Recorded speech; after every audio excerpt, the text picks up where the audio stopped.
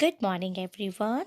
Today we are going to discuss Chapter 7 Algorithm and Flowchart. So, what is an algorithm? Algorithm is a step by step procedure in a logical order to solve any problem.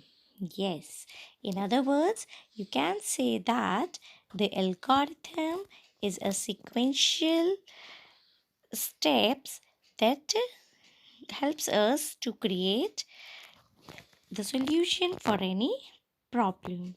Now, how to create algorithm? Let's see an example of algorithm to create the addition of three numbers.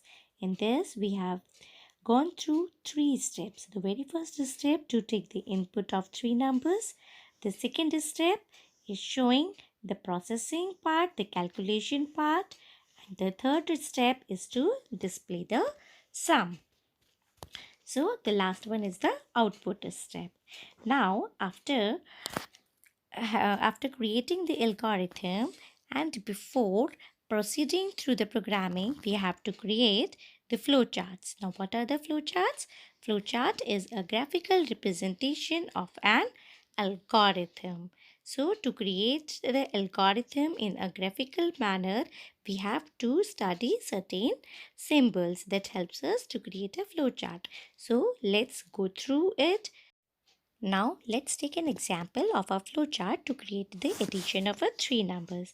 So for that we are using the first symbol, that is the start box, or this is oval in shape and it is called the terminal box. Now the second, to take the input, as in our algorithm also we have taken the first step to take the input of the three numbers. So for taking the input, we are using this parallelogram that reflects the input output box.